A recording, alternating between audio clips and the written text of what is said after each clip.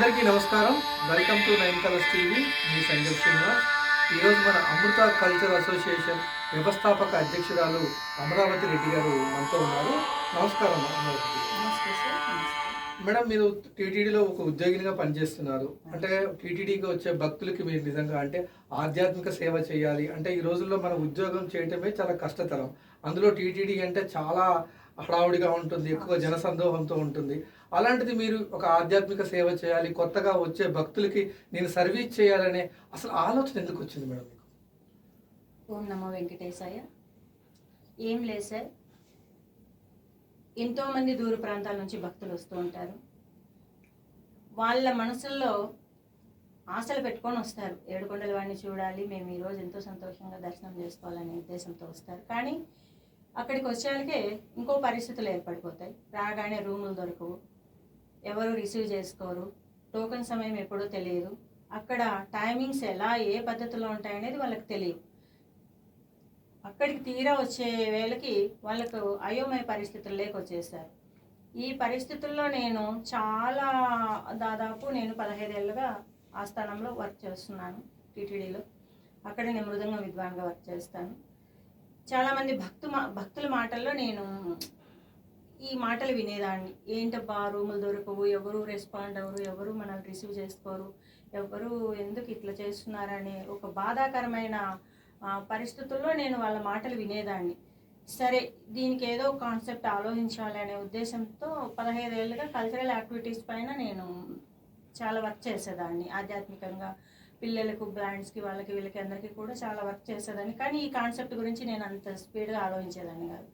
తర్వాత ఈ భక్తుల గురించి కూడా కొద్దిగా మనం బాగా ఆలోచిస్తే ఎలా ఉంటుంది అనే ఉద్దేశంతో అమృత కల్చరల్ అసోసియేషన్ ద్వారా ఒక రిజిస్టర్గా మెంబర్స్ని మనం చేర్చుకుంటే వాళ్ళకి ఎటువంటి సేవలు అందించవచ్చు అనే ఉద్దేశంతో కొద్దిగా కాన్సెప్ట్ ప్రశాంతంగా ఆలోచిస్తూ వాళ్ళకు ఉచిత భోజనం, ఉచిత రూమ్స్, ఉచితంగా మనం అన్ని సేవలు చేసుకుంటూ 10 మంది వస్తూ పోతూ ఉంటారు. మనకు కొత్తదనం అనే విధానంతో ఉంటుంది.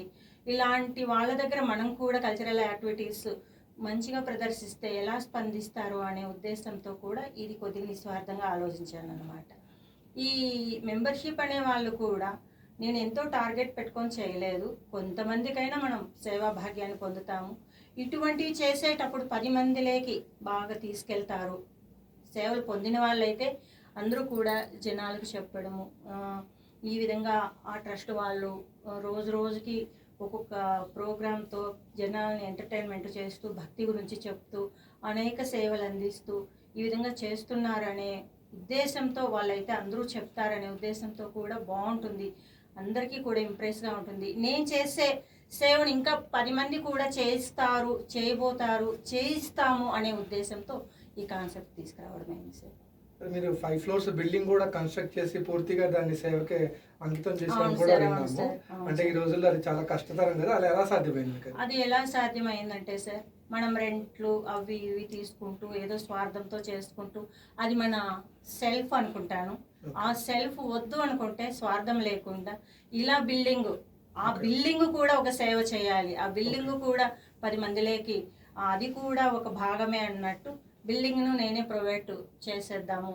భక్తులందరూ కూడా చాలా సందడిగా ఉంటుంది. 10 మంది భోజనం చేస్తుంటే అది కూడా ఆనందంగా ఉంటుంది. ఈవినింగ్ ప్రోగ్రామ్స్ చూస్తూ ఈ లొకేషనే ఒక భక్తిమయంలో ఉండాలి, నా బిల్డింగే అలా ఉండాలి అనే ఉద్దేశంతో బిల్డింగ్ కూడా అలా యూజ్ చేసుకుంటున్నాను సార్.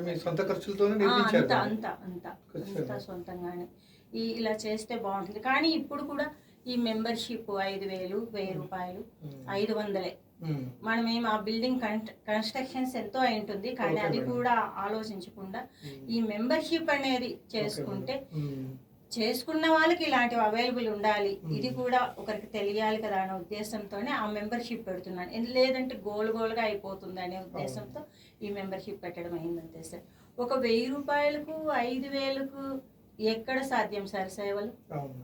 మనం ఏదో బయట వెళ్తే తిరుమల తిరుపతి దేవస్థానానికి ఒక ఫ్యామిలీ వస్తే 10-15 వేలు ఖర్చు అయిపోతుంది ఈజీగా. అలాంటిది ఒక 5,000 కడితే లైఫ్ లాంగ్ వాళ్ళ జీవితం అంతా ఆ కార్డు పెట్టుకొని వాళ్ళు ఎన్ని సేవలైనా పొందవచ్చు అన్నమాట. అలాంటి కాన్సెప్ట్స్.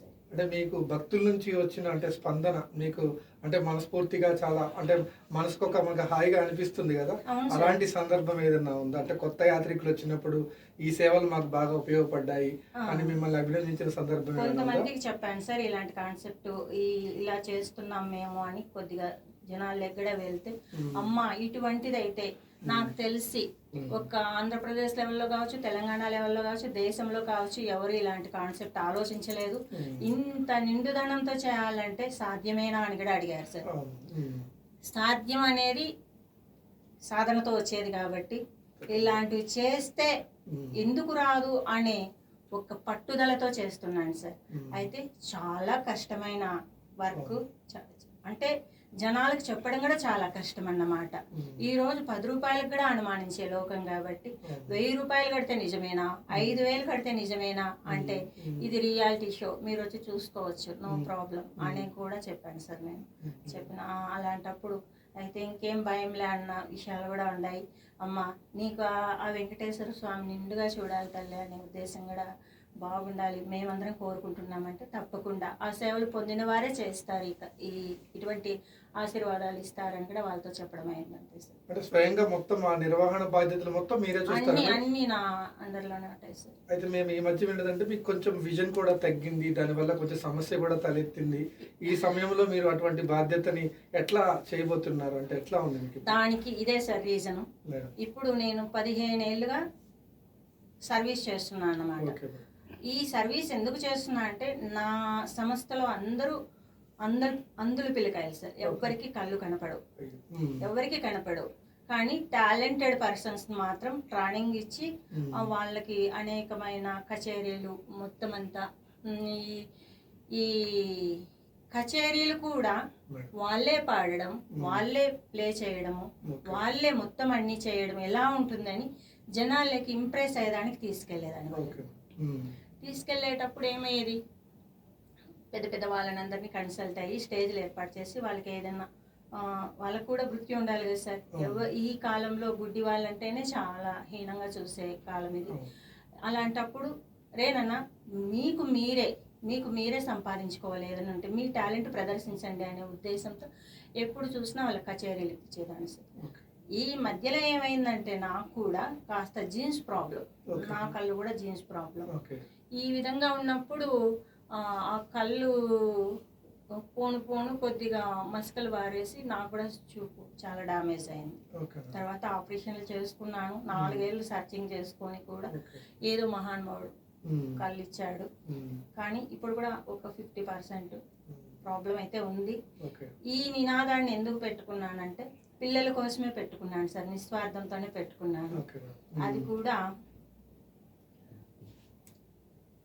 వచ్చే వాళ్ళు ప్రతి వాళ్ళు యాత్రికులందరూ కొత్తదనం వాళ్ళే కాబట్టి, రోజు వచ్చే వాళ్ళందరూ కొత్త వాళ్ళే కాబట్టి నేనే అక్కడ ఆ సంస్థ దగ్గరే ఒక స్టేజ్ వేసుకొని రోజు కల్చరల్ యాక్టివిటీస్ పైన ప్రోగ్రామ్స్ ఇప్పిస్తుంటాను సార్. ఈ ఇప్పించడంలో ఏమవుతుందంటే పిల్లల్ని నేను అక్కడక్కడ తీసుకెళ్ళలేని పరిస్థితుల్లోకి నేను వచ్చాను కాబట్టి మీరు ఇక్కడే ఉండి చేసుకునే ఏర్పాటు నేను చేస్తాననే ఉద్దేశంతో రోజు కొత్తదనం అనేది ఒకటి ఉంటుంది కాబట్టి జనాలు కూడా అందరూ స్పందిస్తారు. ఇటువంటి లొకేషన్ మనం ఇస్తే ఎంత బాగుంటుంది, ఎంత ఇన్స్పైర్ అవుతారు ఒక్కొక్కరు అనే ఉద్దేశంతో ఈ కార్యక్రమాన్ని పెట్టడం అవుతుంది సార్. ధన్యవాదాలు మేడం. మీ బ్రౌచర్స్, మీ నెంబర్స్ ఏదైనా ఉంటే మా ప్రేక్షకులకి బ్రౌచర్ అది ఏదైనా చూపిస్తారా? తప్పకుండా. ఆ వాట్సాప్ నెంబర్లు కూడా మీరు చెప్పండి. మీ మొబైల్ నెంబర్స్ కూడా ఇవ్వండి. తప్పకుండా సార్. ఒక మొబైల్ నెంబర్ ఇవ్వండి మేడం. ఈ కార్డ్ అయితే 1 మెంబర్ కార్డ్. ఇది 1000 రూపాయలు అన్నమాట మెంబర్షిప్. మనం రిజిస్ట్రేషన్ తో సహా స్టాంప్ తో సహా ఇస్తామన్నమాట.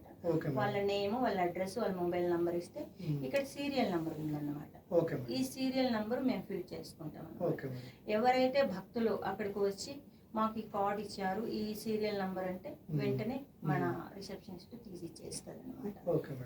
ఇక్కడ ఇది ఇవ్వగానే రూమ్ అలాట్ చేస్తారు. అక్కడ ఉచిత భోజనము అన్ని కూడా వాళ్ళకి మొత్తం అంతా అవైలబుల్ ఉంటారు. మీ మొబైల్ నెంబరు చెప్పండి మేడం. ఒకటే నెంబర్ మొబైల్ నెంబర్ చెప్పండి. ఏదైనా మీరు కెమెరా ముందు చెప్పచ్చు, నెంబర్ చెప్పండి. అంటే మిమ్మల్ని ఎవరైనా కాంటాక్ట్ అవ్వాలనుకున్న కొత్త భక్తులు ఎవరైనా ఉంటే ఖచ్చితంగా వాళ్ళకి ఉపయోగపడుతుంది కదా, మీరు చెప్పండి. మీ వాట్సాప్ నెంబర్ ఈ ఒకటి ఈ చెప్పండి. కార్డ్స్ పొందాలి, ఎవరికైనా ఏదైనా డౌట్స్ అలా ఉంటే కూడా మా నంబర్ కాంటాక్ట్ అవ్వచ్చు సార్. నా నా నా నంబరే కూడా ఆఫీస్లో ఉంటుంది, ఓకే అవైలబుల్గా ఉంటుంది. నా నంబర్ కాంటాక్ట్ తీసుకోండి ఎవరైనా సరే. 9177413707 సార్ నా నంబరు. ఎటువంటి వివరాలకైనా ఈ నంబర్కి. ఇంకొకసారి పెద్దగా చెప్పండి మేడం ఓకే నెంబరు. సార్, తప్పకుండా. నా నంబరు మీకు వివరాల కోసం కాంటాక్ట్ కావాలంటే నా నంబర్ సార్ 9177413707 సార్. ఎటువంటి వివరాలైనా కావాలంటే ఈ నంబర్ కాంటాక్ట్ అవ్వండి. ధన్యవాదాలు మేడం.